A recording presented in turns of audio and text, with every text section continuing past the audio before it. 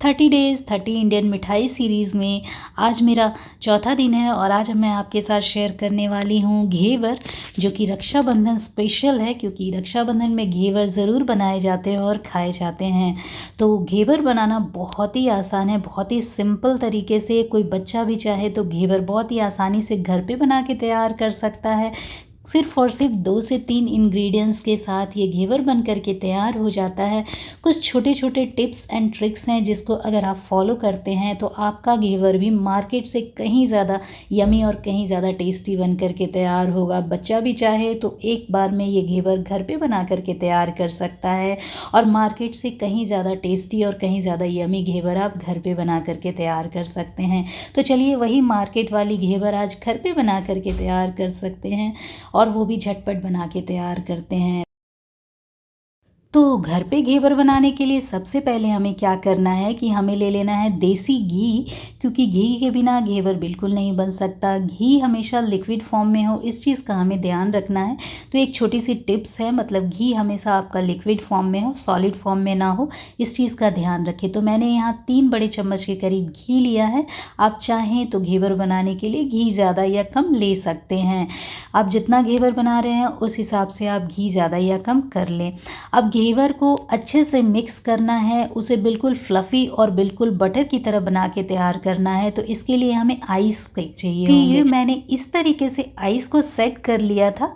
तो आप किसी भी तरीके के छोटे साइज़ के या फिर बड़े साइज़ के आइस के क्यूब्स भी ले सकते हैं। अब हमें क्या करना है कि आइस को घी में डाल करके, ये देखिए इस तरीके से बर्फ़ के टुकड़े को घी में डाल करके हमें अच्छे से इसे फेंटना है तब तक जब तक कि हमारा जो ये घी है वो बिल्कुल फ्लफ़ी फ्रॉदी ना हो जाए। बिल्कुल इसका कलर चेंज हो जाएगा, मतलब जैसे जैसे आप इसे फेंटेंगे ये बिल्कुल सफ़ेद हो जाएगा, बिल्कुल मक्खन की तरह बन करके तैयार हो जाएगा।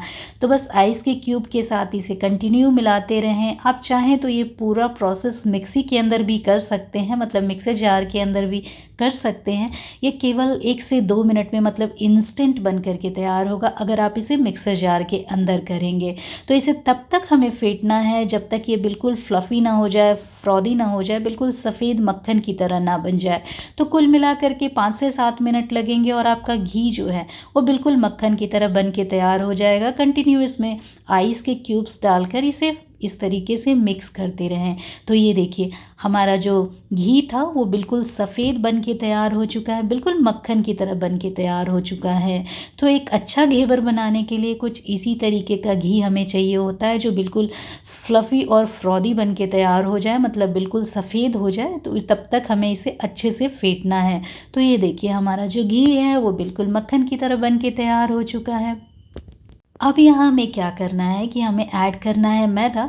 तो धीरे धीरे मैदा ऐड करते जाएंगे मक्खन के अंदर और फिर हम इसमें धीरे धीरे पानी ऐड करते जाएंगे। तो बस सबसे पहले मैंने यहाँ 2 चम्मच के करीब मैदा ऐड किया है और अब इन्हें आपस में अच्छे से मिलाएंगे ताकि इसके अंदर किसी तरीके का लम्स ना हो। इसे अच्छे से फेंटिए और उसके बाद धीरे धीरे 1-1 2-2 स्पून करके हम इसके अंदर मैदा ऐड करते जाएंगे। तो मैंने 3 चम्मच के करीब घी ऐड किया है, तो मैं यहाँ 6 चम्मच के करीब मैदा ऐड करने वाली हूँ। तो धीरे धीरे करके वो 6 चम्मच के करीब मैदा हम इस मक्खन के अंदर ऐड करते चले जाएंगे। तो मैंने 2 चम्मच ऐड किया। अब वो जब अच्छे से मिक्स हो जाए तो फिर 2 से 3 चम्मच और मैदा ऐड करके इन सबको अच्छे से मिक्स करेंगे। उसके बाद इस मिक्सचर को आप देखिए बिल्कुल ये मिक्सचर बिल्कुल सफ़ेद हो जाएगा, बिल्कुल फ्लफ़ी बन के तैयार हो जाएगा। तो ये देखो मिक्सचर कुछ इस तरीके के बन जाएंगे।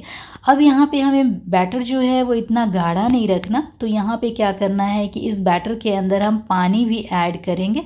अब पहले यहाँ पे और मैदा ऐड कर लें। तो लगभग कुल मिला के 6 चम्मच के करीब मैंने मैदा ऐड किया है 3 चम्मच घी के लिए। अब इसे सबको अच्छे से मिक्स करने के बाद यहाँ पे ऐड करेंगे पानी। तो यहाँ पे कोशिश करें कि बिल्कुल चिल्ड पानी ऐड करिए, क्योंकि ठंडा पानी ही ऐड करना है यहाँ पे, तभी आपकी जो घेवर है वो बिल्कुल परफेक्ट बनेगी। तो ये देखिए मैंने आइस वाला पानी ही ऐड किया है। अब इन सबको अच्छे से मिला करके इसकी एक अच्छी सी स्लरी बना करके हम तैयार करेंगे। तो स्लरी बिल्कुल पतली होनी चाहिए ताकि जब हम इसकी ताकि जब हम घेवर बना के तैयार करें तो वो बिल्कुल परफेक्ट बन कर के तैयार हो, उसकी जाली बिल्कुल परफेक्ट बन कर के तैयार हो। तो इस तरीके से ये देखिए, इस तरीके की स्लरी बननी चाहिए। अब मैंने इस तरीके का बॉटल ले लिया है जिससे कि मैं घेवर को बना कर के तैयार करूँगी। अगर आपके पास इस तरीके का बॉटल नहीं है तो किसी भी बॉटल को ले करके उसके ढक्कन में आप चाहें तो 2 से 3 छेद कर सकते हो और उससे भी आप बहुत ही अच्छे से अपने घर पे घेवर बना करके तैयार कर सकते हैं। तो मैंने ये इस तरीके से लिया है और इस वाले होल से मैं उसे ऑयल के अंदर ट्रांसफ़र करूँगी। तो इसे आप थोड़ी देर के लिए रख दीजिए फ्रिज के अंदर ताकि बॉटल बिल्कुल अच्छे से ठंडी हो जाए, क्योंकि घेवर हमें बिल्कुल ठंडा ही बनाना है।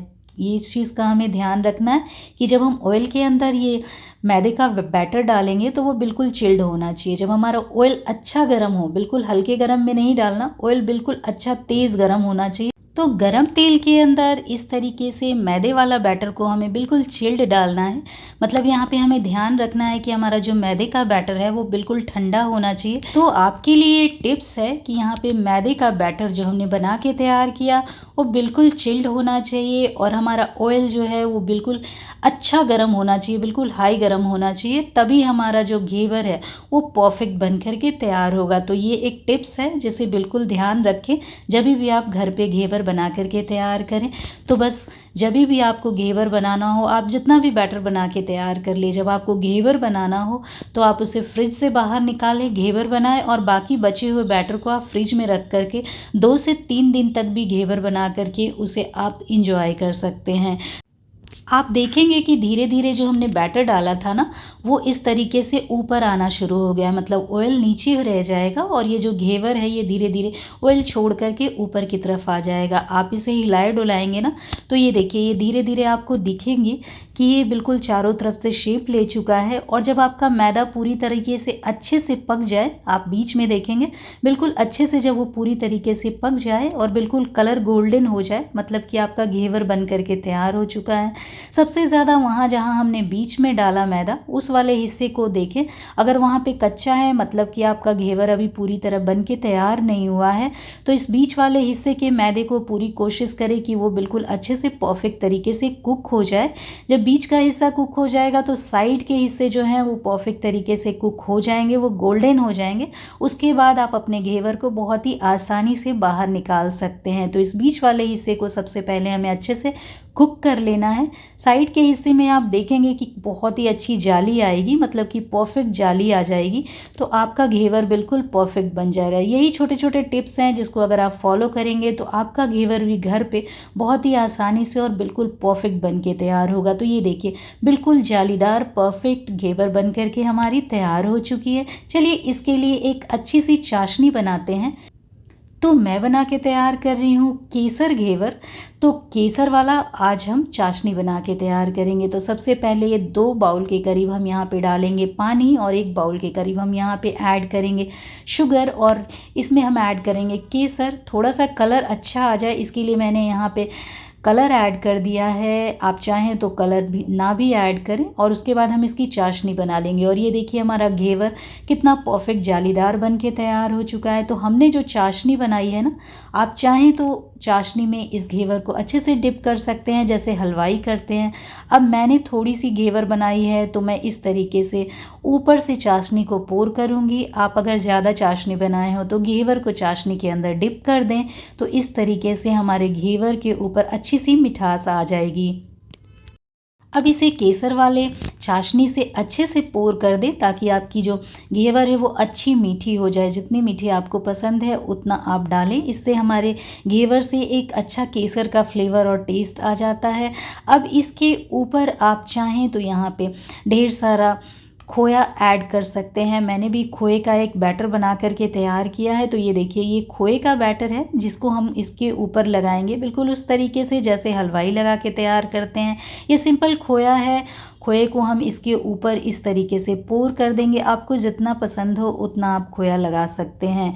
तो ये सिंपल मिल्क का खोया बना हुआ है जिसे रबड़ी भी बोलते हैं। तो ये रबड़ी है जो कि आप इसके ऊपर जितना आपको पसंद हो उतनी आप रबड़ी लगाएं और उसके ऊपर आप ऐड करें ढेर सारा ड्राई फ्रूट, अपने पसंद के नट्स को चॉप करके ऐड कर सकते हैं। मैंने यहाँ पे पिस्ता और थोड़े बादाम का इस्तेमाल किया है, आप चाहें तो थोड़े काजू, पिस्ता और बादाम ऐड कर सकते हैं इसके ऊपर। और ये देखिए बहुत ही सिंपल तरीके से और 2 से 3 इंग्रेडिएंट्स से आप घर पे बिल्कुल मार्केट जैसा घेवर बना के तैयार कर सकते हैं, या ये कहें कि मार्केट से भी कहीं ज़्यादा अच्छे घेवर बनाकर आप घर पे तैयार कर सकते हैं। अगर कोई बच्चा भी चाहे तो छोटे छोटे टिप्स एंड ट्रिक्स को फॉलो करके ये घेवर घर पे बहुत ही आसानी से बना सकता है। जालीदार बनते हैं, परफेक्ट बनते हैं और खाने में भी बहुत ज़्यादा लाजवाब लगते हैं, शानदार लगते हैं। तो आपको अगर मेरे घेवर की रेसिपी अच्छी लगी हो तो मेरे इस वीडियो को लाइक करिए, अपने फैमिली एंड फ्रेंड्स के साथ शेयर करना बिल्कुल ना भूलें। इस तरीके के नए नए वीडियो के साथ मैं फिर आती रहूँगी, तब तक के लिए take care and bye bye.